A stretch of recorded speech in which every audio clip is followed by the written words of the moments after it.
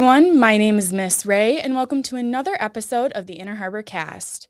Today, we're going to be talking about a great community event that's making a real difference for families in our community. Bowling for Autism is celebrating its 15th year overall and its fourth annual event right here in Central New York. The fundraiser brings people together for a fun day of bowling while raising money and awareness for autism related causes. Joining us today is the founder of Autism for Bowling, Miss Kelly Davenport, to talk about how it all started, the impact it's made over the years, and how you can get involved in this year's event happening on April 25th at the B-ville Sports Bowl. Now, Kelly, I understand that this organization holds a very personal connection for you. Can you kind of share what started this idea, what made you want to do this? Well, first I want to start off by saying thank you for having me on. It's a real Of pleasure. I course. love listening to your stations. And it's really cool to be with the local community. But yeah, so Bowling for Autism started with the branch of my closeness with my brother, who is on the autism spectrum. Like a little closer.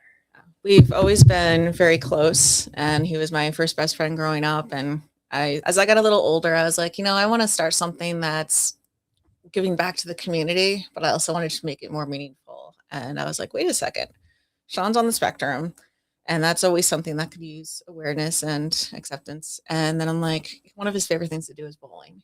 So it kind of just came together. I broached one of our local bowling alleys back home in Pennsylvania, and I was like, hey, what do you think of this event? They were right on board and everything. And ever since, we've been doing it. So it's Yeah. pretty cool that I was able to bring it up to New York as well. Absolutely. And how did that process work? How did you eventually make your way to Central New York to our home? Because you're from Pennsylvania. Yes. This originated in Pennsylvania. It's got more than a decade and a half under its belt. So now we're here in Central New York, and it's going through its fourth annual event this year. So how did that happen? What made you decide to come up here? So back in 2016, I actually took a job up here, and I was working in Ithaca for a little while. And eventually I moved to Cortland in a couple areas. I would meet my now future, well, at the time he would have been my future husband. Now he is my husband, but we met, and I kind of got to like the Liverpool, Baldwinsville area, and we've been living in Baldwinsville for the last few years. So that was when I was kind of like, okay, I'm more settled. I have a more permanent place, and I'm not just bouncing around. I'm like, Yeah. this is something I want to continue. I wanted to help more communities best I could. So that's now I was like, hey, let's start it up. And I went to our local bowling alley again, and here we are. So Yeah, so you connected with the community to get help. That's amazing. Now, for people that are hearing about Bowling for Autism for the first time, what is the main mission of that organization, or what is the work that you do? So I host the main event each year. We do the bowling, we have raffles, we get sponsorships from area businesses or organizations. Um, we also sell memorabilia and stuff, and they get food included. But it's really just to raise money and give back to the local community. And keeping it local is very important to me because I know that there's a lot of organizations that aren't seeing the type of funding that, say, larger places might get. So it's a chance to let them be in the spotlight, and also enhances their ability with the community. And maybe there's people who could utilize their services that didn't know about them before. Yeah. So it's kind of like a hand in hand partnership. But the big goal is to help out while also spreading autism awareness and acceptance. That's very cool. And you mentioned that you work with the community. You try to support organizations. This year, you're collaborating with Bray Hope Farm. What does that organization in particular mean, and why is that a good organization to pick for this year?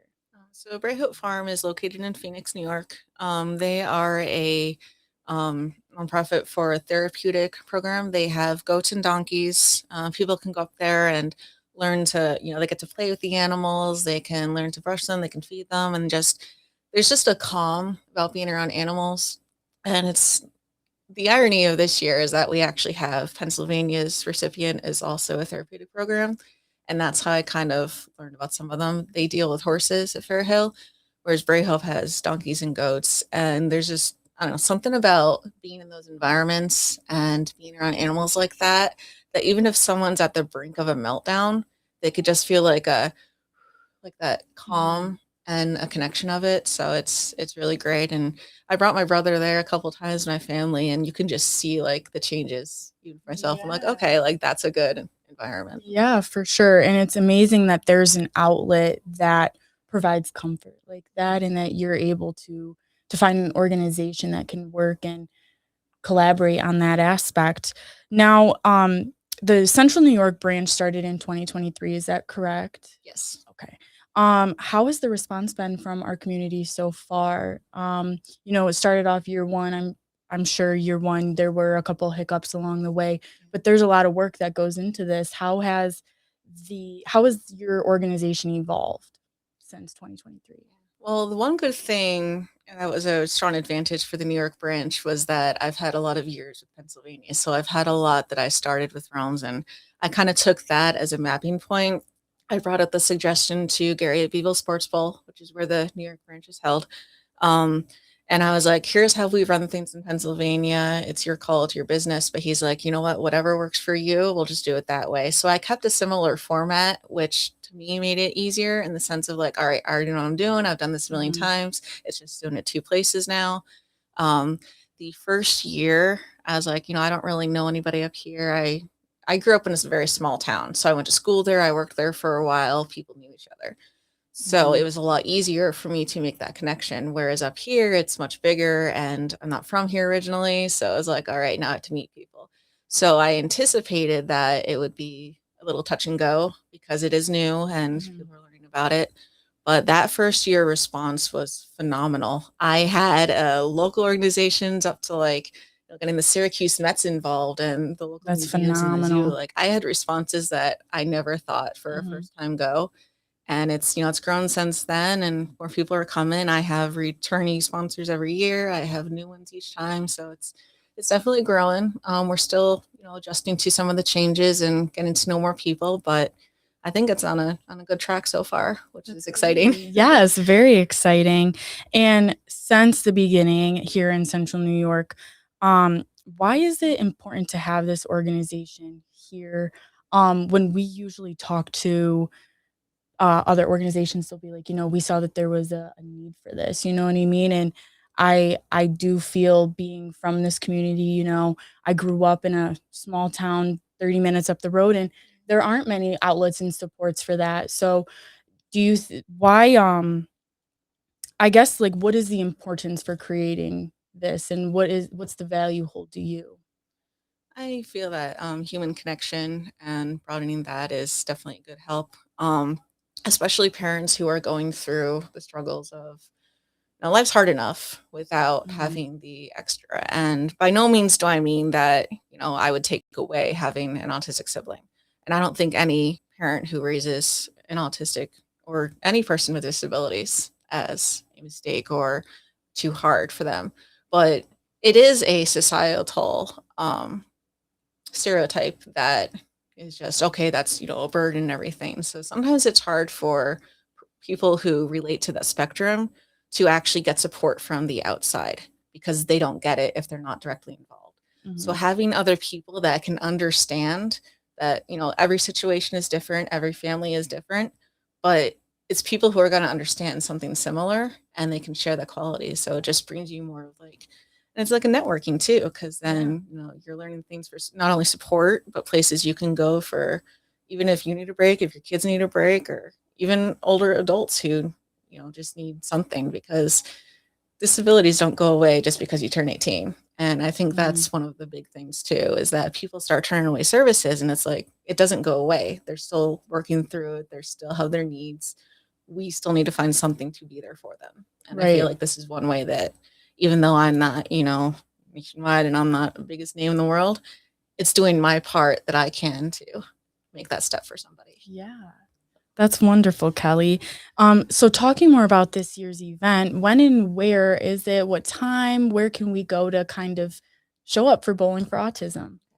So the event itself is taking place on Saturday, April 25th from 1 to 5 at B-ville Sports Bowl on East Genesee Street in Baldwinsville. Um, it starts at 1 o'clock, goes till 5. It's $25 to for people who want to bowl. There's not an entry fee if you just want to come and support. but that $25 fee includes your shoes, 2 hours of bowling, and a $5 food voucher from B-ville Sports Bowl, which is very generous of them. We have music from the Guyon Band, who does a lot of classic rock and a little bit of bluesy stuff, and they've been with us at both events since 2019, so it's pretty cool to have them back. And we also have SAS Imagery and Media LLC doing pictures at the event, and all of them are donating their time to support us, and we'll just be having a good time, socializing, Yeah. hopefully, raising some good donations for Bray Hope and just supporting autism. So Yeah. Now, if somebody's not a big bowler, are there other things that people can do when they attend this event? Or are there other ways that people can help support outside of just going to the bowling event? Can we go to your website and donate? Do you host other events? Do you participate with other organizations, things like that? So something that I'd always talked about a couple years ago was trying to have like an in between. So I try to do the main events in April because that's Autism Awareness Month. But I'm also like, all right, if that's a couple times a year, people might forget about it. So if I could add these little things throughout. So I started pairing with some of our local businesses, from Sal's Pizzeria to Doughboys, or even things like Panera Bread and Texas Roadhouse, where you can enter a code, or, on a certain night of this month, like, purchase dinner there and a portion goes back to us. So it kind of like I have more So of you do those like coming out. fundraiser Yeah. nights, things like that? Yes, So very I started doing cool. more of those, which Yeah. really started out this year. Mhm. We have one coming up on, March 27th. We have one with Panera Bread again. So you can go on our Facebook page, facebook.com/bowling for autism. There's a flyer there. You can bring it in or print it off and bring it in to Mhm. Panera, or you can use the code online. And then on Saturday, April 4th, we're doing Doughboys Pizzeria, where all sales from that day, or a portion of that, are going to Bowling for Autism. Very But cool. yeah, we offer sponsorships. Anyone who wants to donate raffles. I'm still accepting sponsorships until March 27th. And something that's really cool and new this year is we're actually participating in the St. Patrick's Day Parade.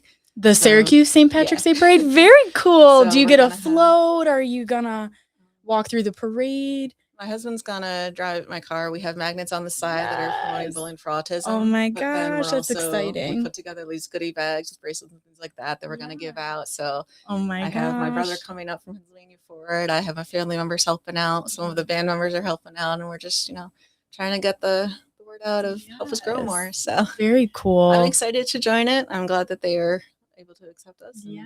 It's our first year in it, and hopefully we'll continue each time. Yeah.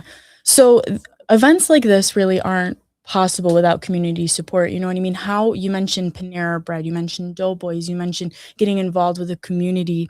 So how important is it to get involved, to work with local sponsors, to work with volunteers to make this event possible?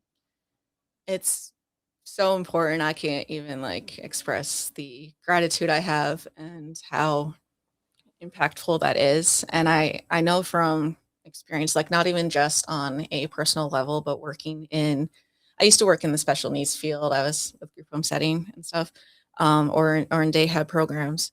But just getting to know people and learning how they are local is very important to a lot of people, especially businesses. I'm noticing, because they know that their dollars being spent at the right place, and they're not just like, oh, okay, we're never going to see that donation again because it's going to be who knows where. Yeah. But it's very important. I could not do this without any community support, and that's anyone from sponsorships to the people who help me run the day, to everyone who donating raffles, coming out to the events, and everything like that. The bowling alley is willing to host us there, and it's just it's amazing, and it's very, very important. So It is I'm glad that it amazing. runs. So you mentioned a little bit of a background outside of your brother having autism. How does your organization encourage and provide support for people with disabilities, yourself and other people that are involved? How do you like kind of teach yourself or learn the things that you have to learn in order to best provide support? I think I incorporate a lot of life experience. Like, I've my brother and I are 6 years apart, but we grew up with it. Is it just you and your brother? I have an older sister You do? as well, Okay. and I'm the middle child. Okay. But my sister Baby and I brother. have parents, they're great. Yeah. They help us during the event and everything. Yeah. And my nieces are getting older now, so they're helping out too. Mhm. So it's sometimes the cool. bowl is Sean, sometimes they're helping us put everything together. So it's, Yeah. it really became like a family thing and friend thing. And my husband is the reason we have the band. And I mean, offer, he's just like, hey, you're doing this. Like, you know, I play in the band. Let us help you. And ever since 2019, when we met, they've been at the events. So it's pretty cool to have them. And it's just knowing that they believe in me like that and that I continue this.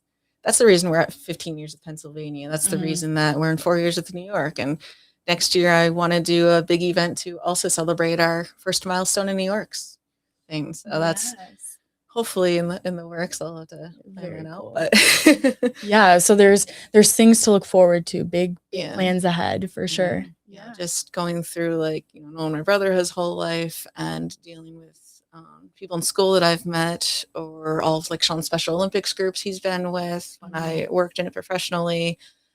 I think just taking the time to get to know each person and giving them a chance. That's really what it's all about, because it's the saying is different, not less. And it couldn't be more true, because they're still just as important as everybody else. They just have more needs, and that's okay, because who doesn't need help from time to time? Right. You know, so it's very important that, you know, we take the time to get to know them. And honestly, they're some of the best individuals I've ever met. I completely agree. They're more attuned than we are, I think.